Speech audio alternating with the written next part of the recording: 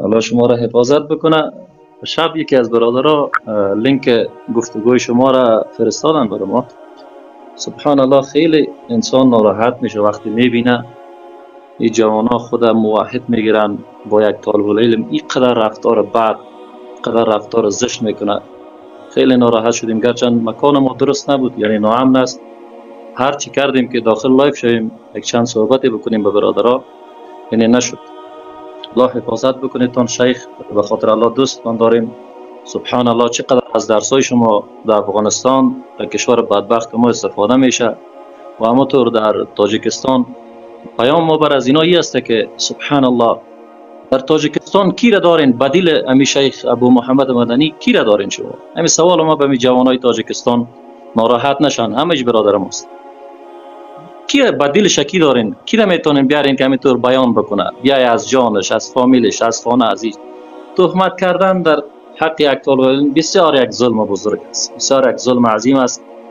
متاسفانه همون گپی پیشتر خودتان گفتین، لازم نیست که اینجا ما بگوییم. شما خودتان ماشاءالله عالم هستین، طالب العلم هستین، میفهمین همه چیزا.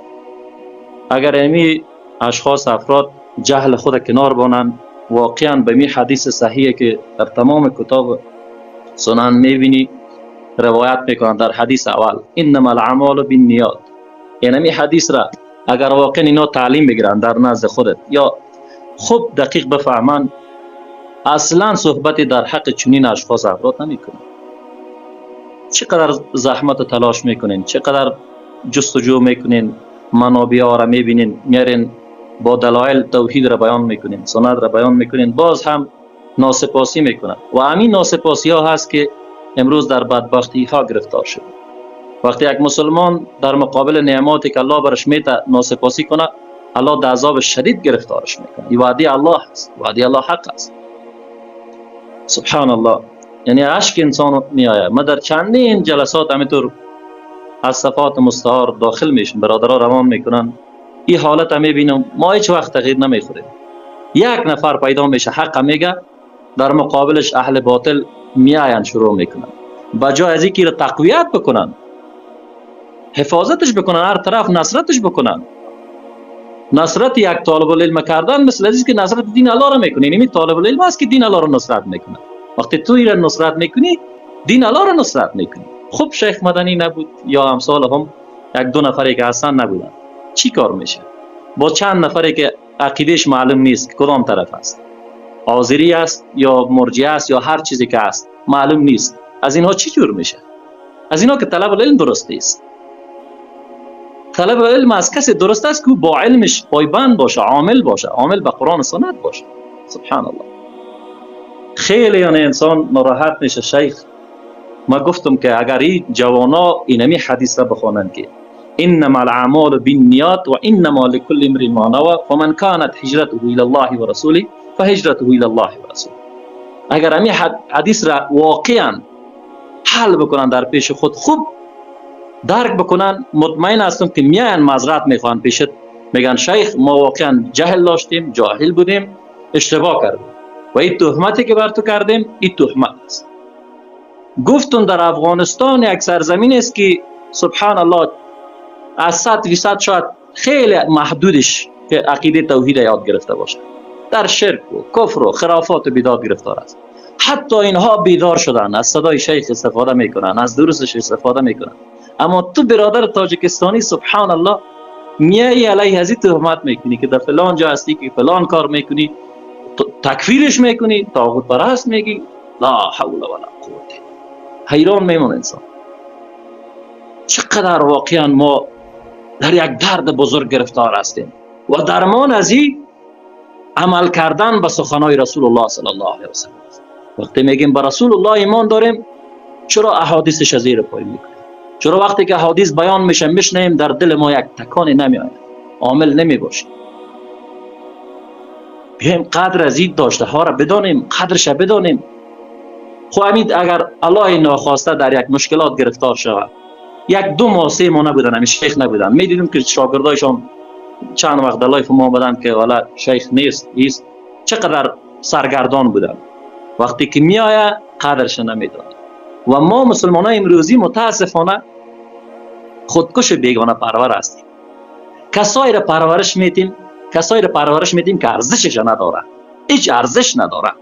میبینیم این دلایفای مردم ها میرن از همین برادرای خود موحد میگیرن، میرن اونا رو تقویت میکنن که یک نفر از بنام ابو محمد مدنی و فلان و فلان و فلان میان تحقیر میکنن. برادر تو تحقیر طالب العلم نمیکنی.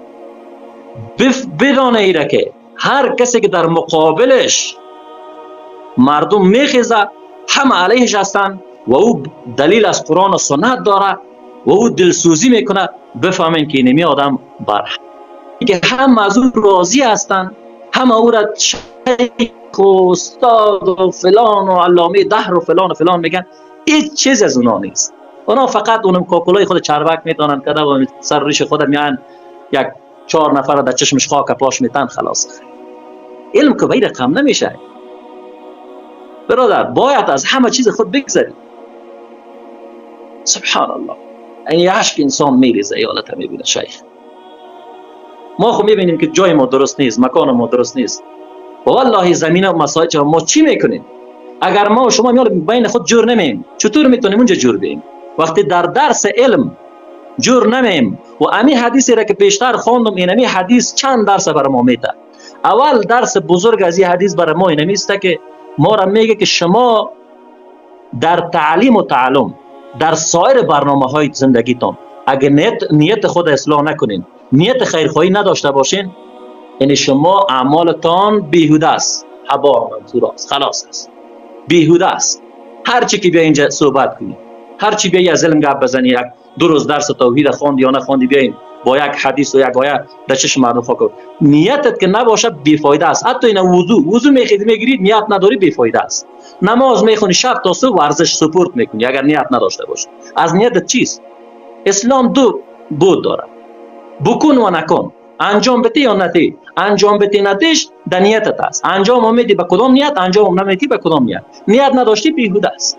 و مسلمانی که بدون نیت و بدون اهداف است زندگیش معنا نیست، بی معناست، مشخص نیست کدام طرف حرکت میکنه و اینمی طور است که میمیره در جهل، در گمراهی، در بدبختی. بیا در درس اشتراک بکو، از صحبتاش استفاده بکو، برو عمل بکو، خودت عمل بکو. وقتی صحبت شیخ مدنی را میشنوی برو عمل بکو. تو نگرد که شیخ مدنی چی کار میکنه. شیخ مدنی که بونم قرار توانش کشید که رفت درس خواند، تعلیم کرد، بشارت چقدر زحمت کشید، تو هم بکن. میتونی برو، ایلا نکن، عذر نیار به خود، برو زحمت بکش. برادر گرامی، از ما اینجا نیست که اومده باشم این برادرها تحقیر کنم. با والله قسم است شیخ ابو محمد مدنی، صدای مرا میشنوین ان شاء الله؟ بله شیخ، اهلا و سهلا، همیشه صداتون میشنوم. اینجا نه آمدیم که ما کسی را تحقیر بکنم، اینجا نه آمدیم که خود تزکیه بکنم. اینجا آمدیم که آن چیزی را که در دل ما هست، آن چیزی را که الله و رسولش گفته بگویم و در قصه صحبت هیچ کسی نباشم، ولی که همه دنیا علیه ما باشه، ولی که مرا دشنام بتن هر کاری بکنن. ما اینجا نآمدیم که مردم از ما راضی باشن. برادرای گرامی، اینجا آمدیم بیاین از این نعمتی که الله برای ما داده استفاده بکنیم. خود ما شخصا از دروسش استفاده میکنیم. سبحان الله. اینم طور طالب علم حقیقی نباشه ما دنبال کی بریم؟ هم قدرش بدونیم، قدرش بدونیم واقعا. ببین اینمی حدیثی را که خواندم، امام بخاری در کتاب خود در اول این حدیث امیر میگیره. چرا میگیره؟ و رسول الله صلی الله علیه و سلم حتی گفته میتونیم که اولین بار هجرت میکنه میره به طرف مدینه از مکه. اینمی حدیث اولین سخنایی که میگه این امیر میگه، یعنی دای چندین سخناست که تو هجرتت به خاطر چیز بیاده، تو تعلیم و تعلیمت به خاطر چیز، تو اینمی حرکت کردی از اینمی مکه تا مدینه آمدی به خاطر چی بوده؟ به خاطر زن گرفتن اینجا کدام زن در مدینه دیدی یا نه؟ یا آمدی به خاطر هجرت به خاطر الله آمدی؟ تو اینمی جا هجرت کردی به خاطر الله و رسول بوده یا نه آمدی کدام مال و متاع و تجارت برنامه داشتی؟ این حدیث کل برنامه ما در نظر میگیره. اگر نفر درکش بکنه، واقعا زانوی تلموذی بزنه، واقعا شاگرد شوه، واقعا بره بگه شیخ برای حدیث بگو که چی گپ است، چی هدف است. یک حدیث کافی است. لازم نیست که شیخ الحدیث و القرآن و فلان و فلان باشی اما عمل نکنی، بغض داشته باشی، کی نداشته باشی، در دلت دشمنی باشه با برادر مسلمانت. امروز گفتیم با برادرای مسلمان دشمنی میکنن، با کسایی که اصلا شکل و شباهتشون با مسلمان میمونه با اونا دوست میشن. میرن نوکری و غلامی از اونها رو میکنن.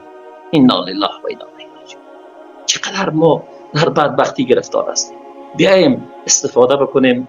الله متعال شیخ بر ما حفاظت بکنه و برادران را باز عذر میکنم، خواهش میکنم، زاری میکنم نکنین برادرای عزیز، استفاده بکنین. و اگر شما میرین به طرف کتال هر جایی که میرین منت نگذارین که اعمالتان حبا و منصورا میشه. نگوین که نفره دعوتش بتین، شد خود نشد منت نگذارین سر یک نفر.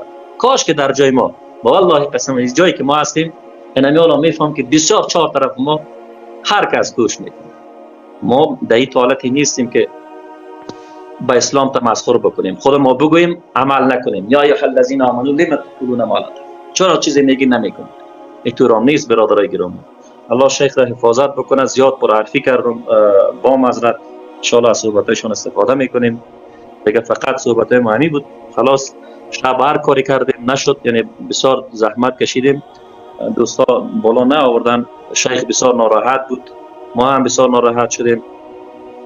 بارک الله فیک، جزاکم الله خیر. شیخ الله حفاظت بکنه. امی صحبتم پیشتر صحبت کردی یادم آمد، واقعا راست میگی. از حاجی مرزا و از چند تا صوفی از اینا چی یاد میگیرن؟ با موترای زرهی با او فش و فش میگردن. آیا امین نفر عقلش الله گرفته که تو ببین چهره و شباهت اونا را ببین، درست است، ریش داره، بروتای خودم میتراشه، خب خود مسلمان ها میگیره، اما یک مشرک بیش نیست.